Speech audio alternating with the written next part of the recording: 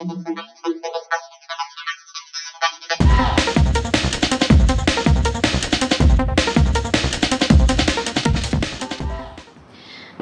এখন 6টা 5 বাজে। তো গুড ইভিনিং সবাইকে।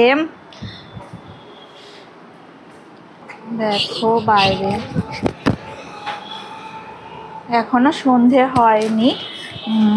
তো উষ্ণিস ব্লগটা স্টার্ট করবে।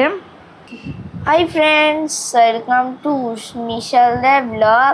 আমি ভালো আছি, তোমরা সবাই ভালো আছো তো? সবাইকে গুড ইভিনিং। এখন বাজে 6টা। এখন আমরা চা বিস্কুট নিয়ে বসে গেছি।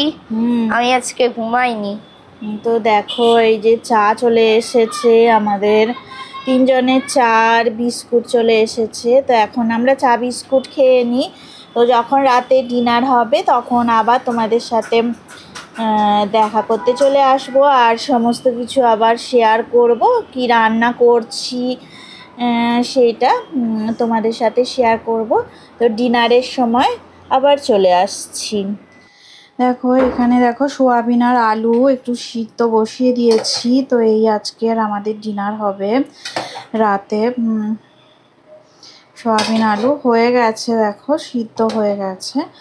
তো এবারে আমি নামিয়ে নেব। আর কি রান্না করি সোয়াবিনের সাথে তো তোমাদেরকে দেখাবো।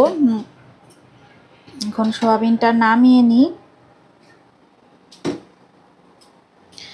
আর এই দেখো এখানে আমি চাল ভিজিয়ে দিয়েছিলাম,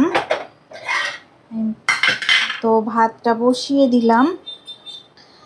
যে চালটা অনেকক্ষণ আগেই আমি একটু চালটা সবসময় কি করি বলো তো, মানে 15-20 মিনিট একটু ভিজিয়ে রেখে দিই। মানে 15-20 মিনিট, অনেক সময় 25 মিনিটও চালটা ভিজিয়ে রেখে দিই। তো আজকেও আমি 20 মিনিট চালটা ভিজিয়ে রেখে দিয়েছিলাম। তো এবারে আমি ভাতটা বসিয়ে দিচ্ছি, কারণ এরকমভাবে ভাত বসালে না অনেক তাড়াতাড়ি হয়ে যায়। আর আমি ওই জল ফুটলে তারপরে দিই না, আমি একেবারেই ডাইরেক্টই বসিয়ে দিই। তো যাই হোক, এবার দেখো ভাতটা চালটা বসিয়ে দিলাম।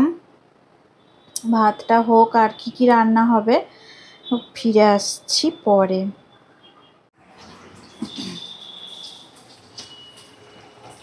দেখো ডিনারে আমাদের কি আইটেম হবে তোমাদেরকে দেখাচ্ছি। তো এই দেখো আমি এখন পেঁয়াজ ভাজা করে নিচ্ছি। তো সোয়াবিন আলু তো সিদ্ধ হয়ে গেছে, এটা সোয়াবিনের তরকারি হচ্ছে। তো পেঁয়াজ ভাজা করে আমি দেখো এর মধ্যে কাঁচা লঙ্কা, টমেটো কুচি দিয়েছি, কাঁচা লঙ্কা দিয়ে দিয়েছি, আর নুন আর হলুদ গুঁড়ো দিয়ে দিলাম। এইবারে আমি আদা রসুনের বাটা দিয়ে দেব। আদা রসুন বাটা দেওয়া হয়ে গেছে। ভালো করে মশলাগুলোকে আর সব মশলা, পেঁয়াজ, টমেটো, কাঁচা লঙ্কা ভালো করে এবারে আমি কষিয়ে নিচ্ছি।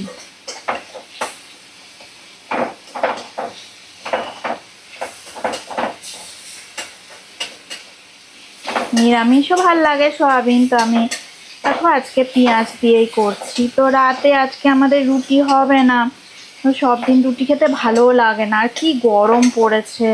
একটু রুটি একটু ঠান্ডা ঠান্ডা ওয়েদারে রুটি ভালো লাগে। তো যা গরম, এবার সবাই ভাতের জন্যেই বলছে। তো এবার আমি দেখো সিদ্ধ করা সোয়াবিন আলু দিয়ে দিলাম। তো ভালো করে এবারে মশলাটা ভালো করে সোয়াবিন আলু সেদ্ধ কষিয়ে নেব। তো এর মধ্যে একটু আমি গরম মশলার গুঁড়ো দিয়ে দেব। কাঁচা লঙ্কা 2টো দিয়েছি, তো আর লঙ্কা গুঁড়ো দিচ্ছি না, ওই জন্য খুব সামান্য একটু গরম মশলার গুঁড়ো দিলাম।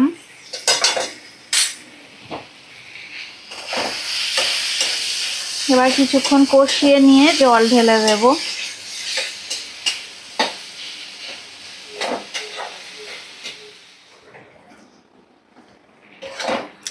দেখো সয়াবিন আলুর তরকারিটা হয়ে গেছে। এবার গ্যাসের ফ্লেমটা অফ করে দিলাম। জল দিয়ে কিছুক্ষণ ফুটিয়ে নিয়েছি, তবে খুব ঝোল ঝোল করিনি আজকের রান্নাটা।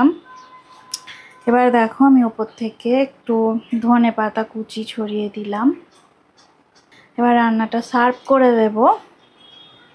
আজকে দেখো রাতে ডিনারে আমাদের ভাত হয়েছে। তো কি কি রান্না হলো ফাইনালি দেখিয়ে দিই তোমাদের, দেখো।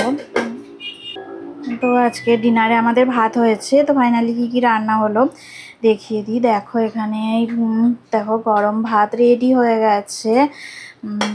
আর দেখো এখানে মুসুর ডাল করেছি আমি, এটা তোমাদের সাথে শেয়ার করা হয়নি। এই যে দেখো পেঁয়াজ দিয়ে আমি একটু পাতলা করেই ডালটা বানিয়েছি। তো এটা মুসুর ডাল, পেঁয়াজ ফোড়ন দিয়ে আর জিরে ফোড়ন দিয়ে বানিয়েছিলাম, একটু পাতলা করে বানিয়েছি তো ভাত দিয়ে খাওয়ার জন্যে। আর যেহেতু ওই সয়াবিন একটু কষা কষা বানিয়েছি, তো সয়াবিনটা তো দেখো বেশি ঝোল নেই, তো ওই জন্য একটু ডালটা একটু পাতলা করেই বানিয়েছি। আর করেছি কুমড়ো ভাজা, দেখো কুমড়ো ভাজাটাও তোমাদের সাথে শেয়ার করা হয়নি। তো নিজে কুমড়ো ভাজা করেছি।